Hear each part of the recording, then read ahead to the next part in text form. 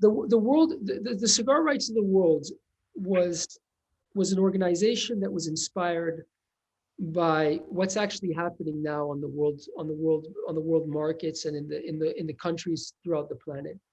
And what we've noticed is that in the United States of America, um, they have their act together, or at least they have an act together much more than anywhere else in the world when it comes to trying to defend the rights of the cigar smokers and also the rights of the industry, also the ability of the industry to produce premium cigars and to serve these consumers around the world. And I've been watching this kind of helplessly, feeling terrible. What can I do to contribute to this? What can I do to try to help, to try to do something? Now, some of the reason I'm sitting here today is because the Fuente and the Marifel family have been developing these international markets together now for 40 years, and the Marifels are not involved in the United States of America. We've only ever distributed and developed the brands outside on the international market. So we've never been involved with the Cigar Rights of America or any of the other organizations. And I've been traveling the world now for 25 years, over 25 years, which is a big, it's a significant part of it's of my life, basically, developing brands and going around and fighting, being a militant for the cigar industry, and particularly for what I believe in, which is quality, honesty, commitment, and all the other values of honor and tradition, which the Marifel family and of course the Fuente family stand for. And I kind of realized one day, I was speaking to a journalist, which you might know, Reinhold Wittmeyer, who is the editor-in-chief of the Cigar Journal. And we were on a seminar together. We were just talking, and I was listening to him, and he just inspired me. And I thought, why don't we go out there, and why don't we get all of the cigar lovers worldwide, just to sign up to this Cigar Rights of the World and get everybody's voice together.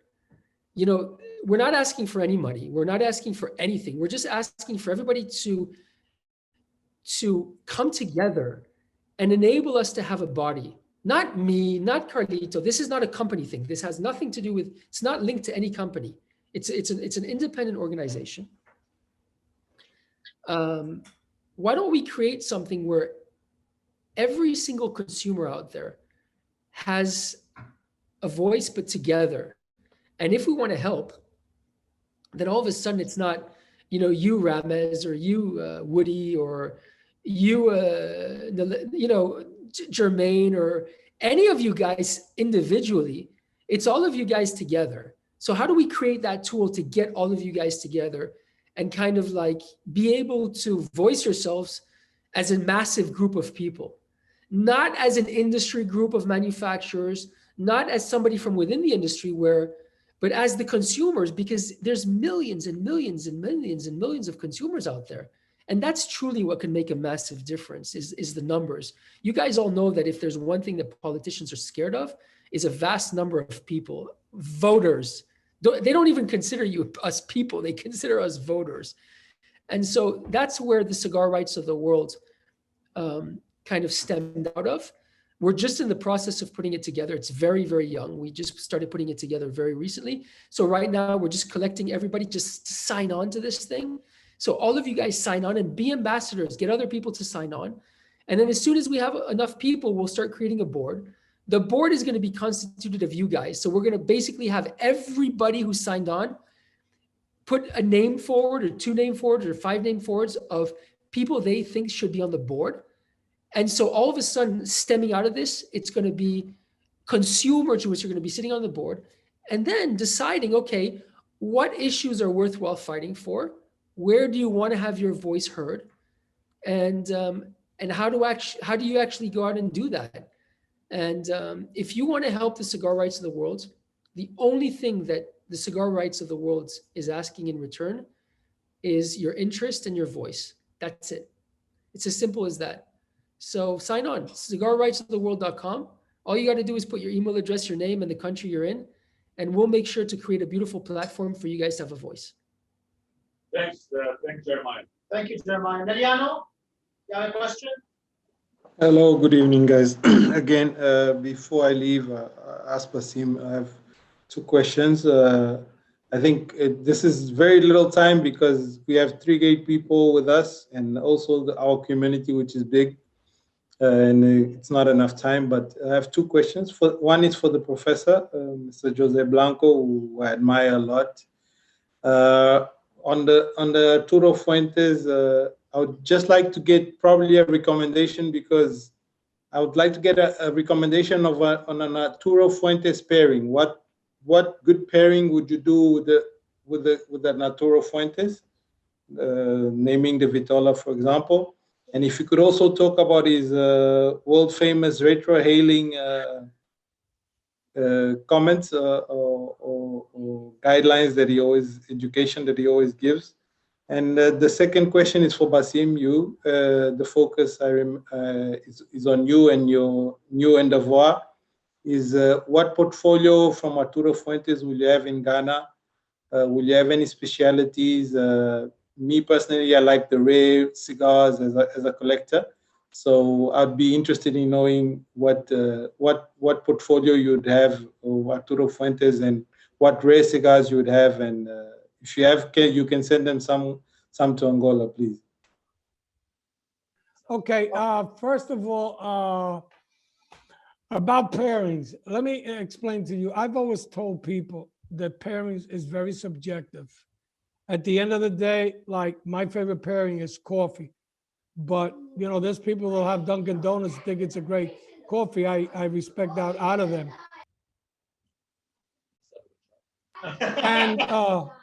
And yeah, I mean, he's driving me crazy. He doesn't have class tomorrow. So it's like pairings with spirits. Like I like a good rum, but you know, there's rums out there. There's so-called rums, but they're kind of not really that good. To me, a good rum is like Zacapa, Flor de Caña 25, Brugal, Barceló Imperial. But also it depends, because what I could like, not necessarily is what you're gonna like. There's people that I see smoking a cigar in a shop and they're drinking a Diet Coke. The only way I'm gonna have a Diet Coke if I'm in the desert and I'm gonna die of thirst. The other thing about the retrohaling, I think that's one of the most important things that I've taught during years. Because to be honest, if you do not retrohale, it's not that you're doing anything wrong, but you're missing the boat. Because in your mouth, you're only picking up it's sweet, sour, bitter, or salty. When you're retrohaling, not that I say it, scientists says you're picking up more than 300 different notes. So anybody that has never retrohaled, because people think that it's inhaled, no, it's just blowing it through your nose.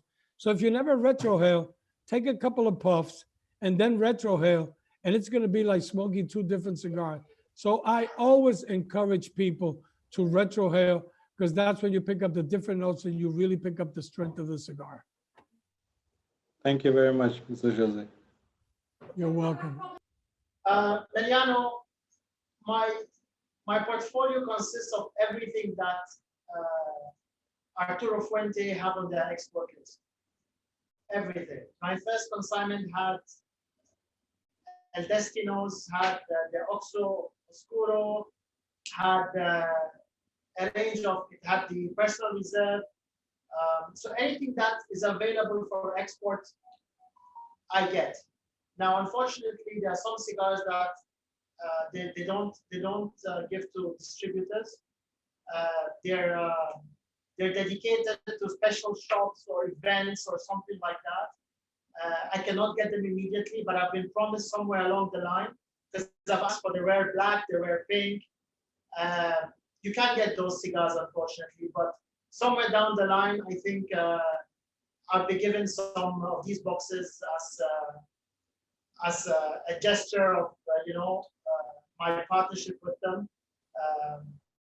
So I'm more than happy to share with you the entire portfolio that I get. And then if there's something that intrigues you, I'll be more than happy to send some to you. Thank you. Thank you very much, Basim, and congratulations one more time. Huh? Thank you very much, Liliano. Palito, I have a question for you. Again, it's about the rare cigars. The question from Felipe is, when will Opus X, Forbidden X, and Don Papo collection be available again? Now, I've asked about the Don Papo collection, and it doesn't seem like it's going to come to me. But the Forbidden X, I believe I'll be able to get that at some point.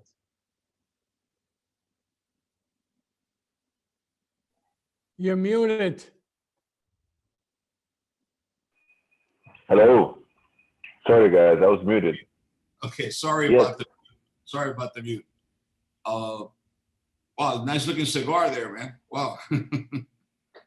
Nice, that's a nice ash. Great cigar. Thank you. It's a Don Carlos #2. Wow, nice. Anyway, the Forbidden X were intended, I'll be totally honest again. I always make my commitment, I'm transparent. Jeremiah knows this, we've had serious arguments.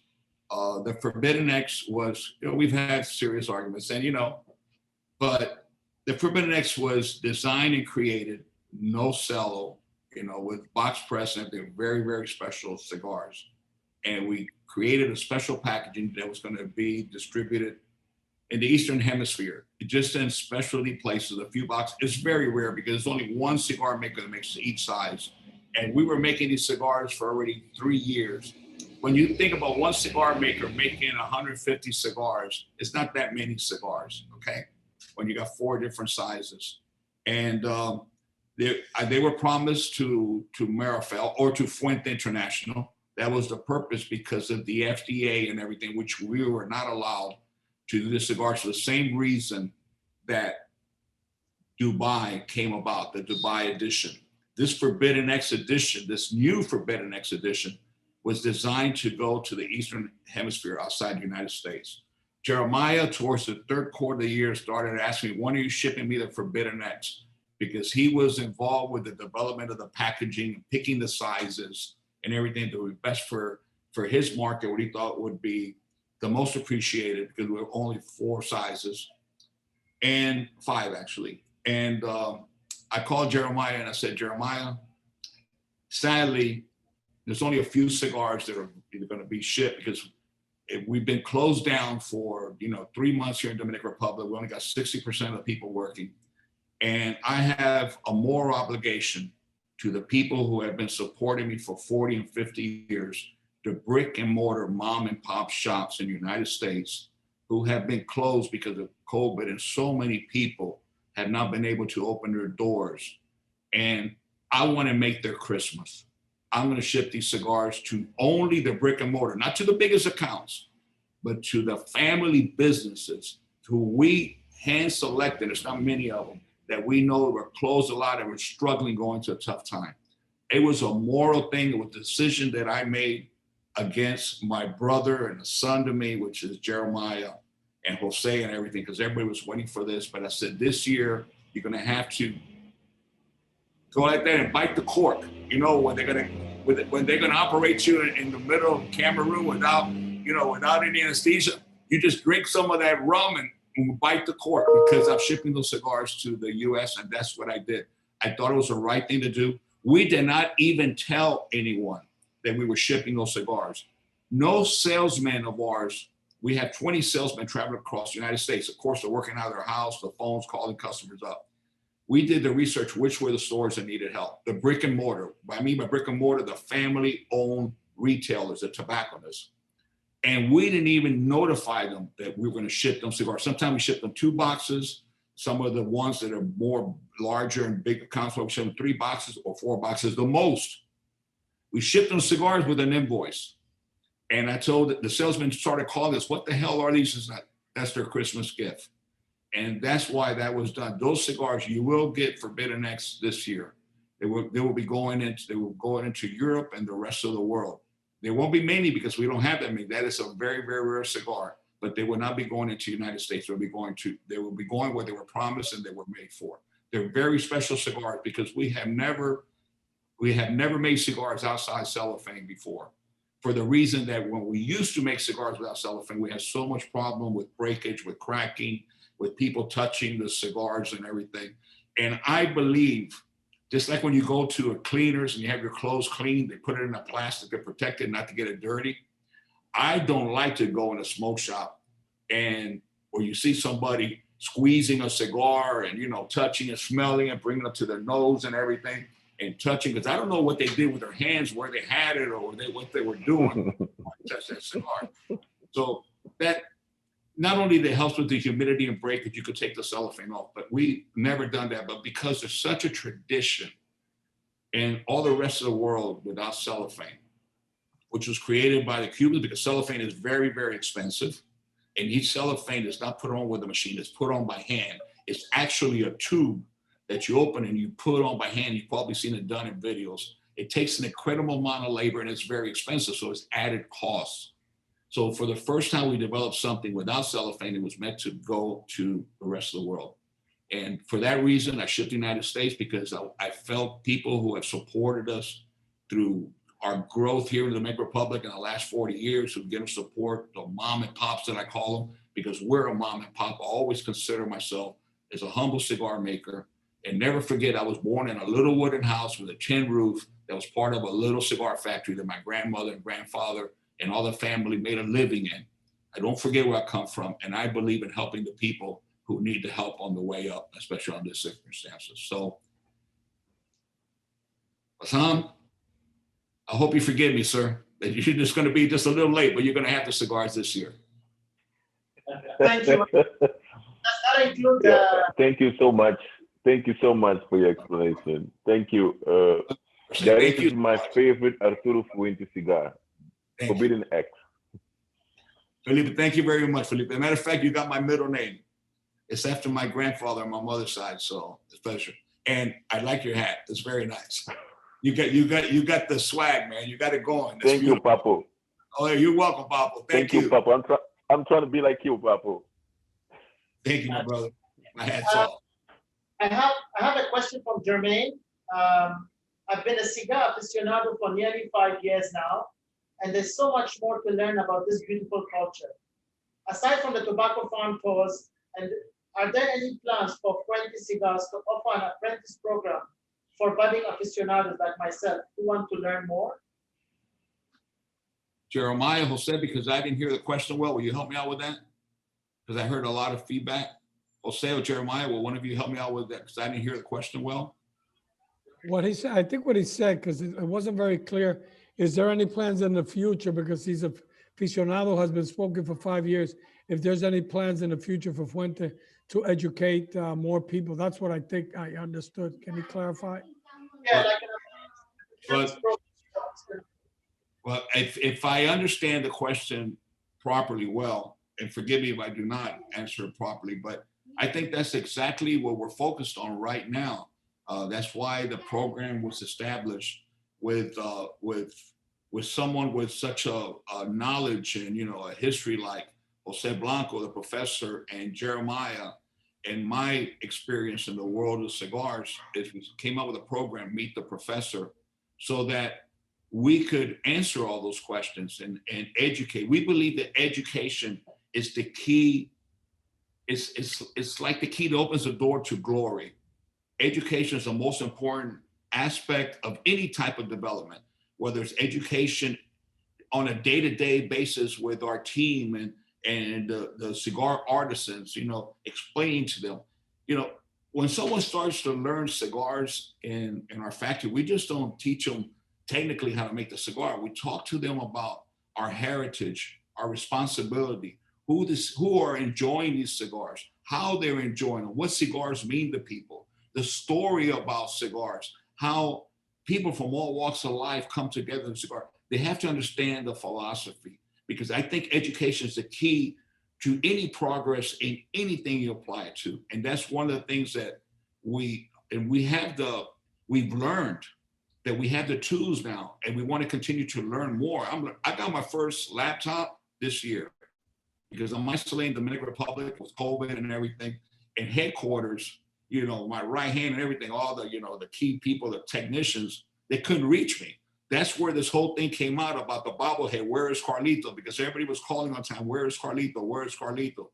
And, you know, and there was no phone contact sometimes, the cell phone off. So now they send me my first laptop, which I never even used a laptop, so that I could get on Teams so they could reach me whenever they want. If they had to have a meeting, they could find me. So there was no excuse, whether it's 9 o'clock at night. When I speak to Jose, sometimes Jose is 3 o'clock in the morning and it might be 9 p.m., 8 p.m. here. And we're speaking because now we have communication. And now through all this new platform, that's exactly what we want to do.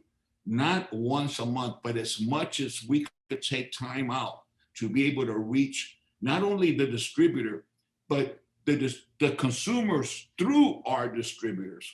Because I think that's the main thing, that for a platform like this, it's just amazing.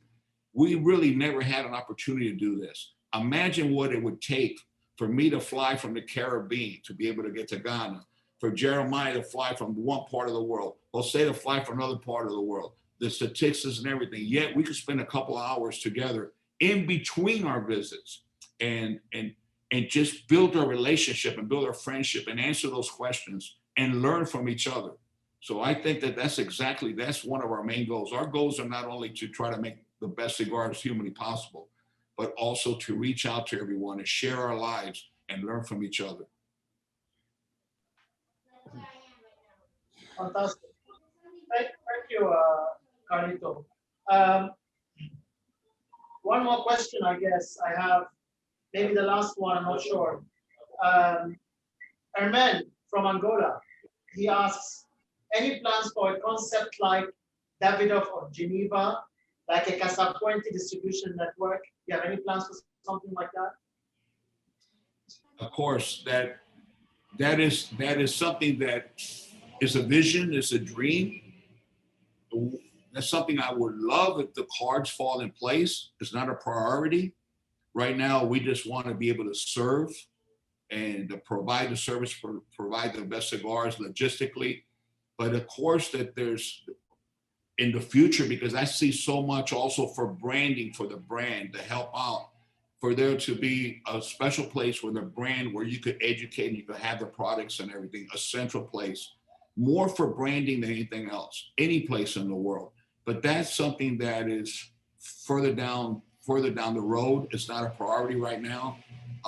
Casa Fuente was a unique situation where it was Vegas, and we had the calls directly from Caesar's Palace and everything, which at the time was the #1 hotel and the Forum Shops. And there used to be a shop there at one time, which was Dunhill. Dunhill was getting out of cigars. So they reached out to our partner in Vegas, who was an old friend of mine, who had little small kiosks around different hotels, but they knew that he was my customer and that he knew us. And they reached out to him and they said, are you interested in a location? And of course he said, man, that would be a dream come true. He said, well, if you want the location, it has to be Fuente. We don't want any other products here anymore inside the Forum Shops, which was the #1 most expensive shopping location if it doesn't have the name Fuente. The landlords, everything were Fuente lovers. They believed in Fuente. And I turned down that opportunity for well over 1.5 years because I was very, very concerned the image that it would leave among other people who have supported us for many years in Vegas, other tobacconists. And it wasn't until I realized that, oh my God, but Vegas is the only place that I know in the world where you can have a Louis Vuitton, a Gucci, or Hermes right here in this hotel or this property. You go down a corridor to the next one next door and you have another Hermes, another thing, because each location is like a world and there really are so many people, you're not competing against each other. So that opened my mind. And honestly, and you could speak to Matt of Davidoff back then, who had the big stores in Vegas and everything. It was very well known before Casa Fuente. We went to every one of our brick and mortar supporters. We went to them and we said, we have an opportunity for Casa Fuente, but we want you to know that we will never sell less than what you sell. We'll sell more expensive. And that any product that is there, all the main core products, we'll make sure that you have them in stock also. We believe in being fair. This is the way we've always worked. And the way, as long as I'm living, this is the way I teach my children, I teach our entire team. We have to be fair, and we have to take care of the people that take care of us. And that's my belief. But of course, when the time comes and we have the products and we continue to expand, when we have a production in Nicaragua, where we have a lot more, we're able to grow. We're working towards that. We're able in certain places around the world, not many, have places that could represent the family history, the family brand, to be like a flagship store. That's, of course, I think that's anybody who believes in luxuries and brands and reaching out to people. I think that's something that is natural to want to achieve that. Fantastic. Excellent. Excellent. Carlito, why do you have a Sheikh Zayed scarf behind you? I have what? The scarf of Zayed, the UAE, the king of the UAE. Oh, the UAE. Behind you. Oh, I have. Oh, let me see. Yes, that is. Yes, yes. I have the UAE. I got Russia over here. I have Israel here. I have from all over the world. I have from Vietnam. These are places which I've been to, and I've met people who are now an extension of my family. Okay. And I hope someday that I could bring something from Ghana here. I've had people that have been, to me, that's special because, like Jose said, I've always said it's not about cigars, it's about people. And I have had the opportunity through this little instrument here, which is the instrument of love. Through this, I've had the opportunity to hug and kiss people from all over the world who have become my friends and are still my friends. And I don't ever want to forget that. And I just want to always remember and be reminded every day with everything around me that I've been blessed to have this opportunity. So yes, you'll see a lot of little things. This is like a museum. You see little things that I brought from all over the world or something that just is a special memory. Just like those photographs that I speak to you about. It's part of my life. Okay. Fantastic. Okay. One last question, Carlito. You know, we've been like in Ghana, and we have a group called the World Africa, and we've been. I'm sorry. What's the name of the group? World Cigars Africa. Oh, that's powerful. That's a pretty powerful name. I hope you guys could live up to it.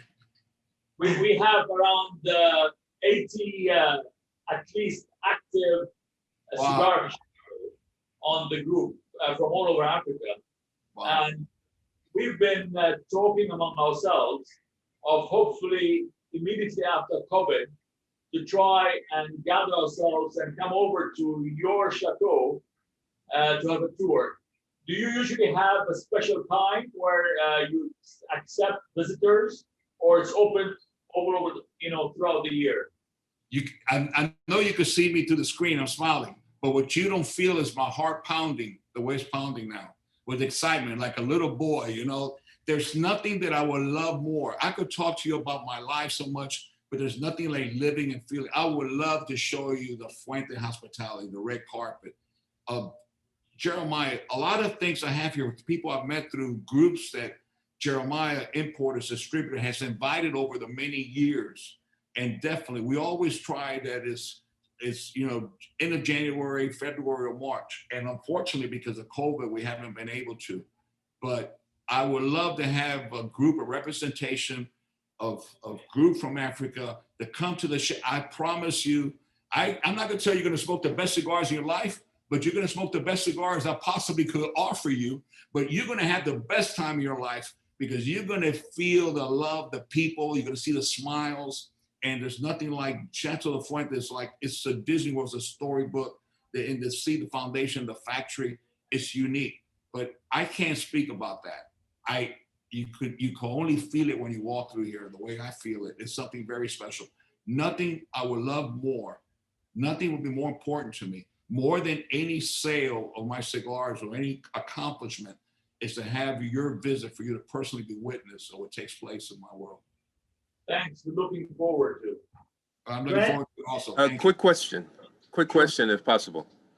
Carlitos, George Sherrill, sitting right now in Sarasota, Florida. Could you tell us a bit about your one of these projects that's close to your heart and also to your daughter's heart, the Rare Pinks? And can you tell us a bit more about it and when we'll be able to get more access to them? They're very hard to find. Eh? Well, first of all, you're in God's land, one of the most beautiful areas of the world, especially near me. I know it well. I haven't been there in many years, but it's absolutely beautiful.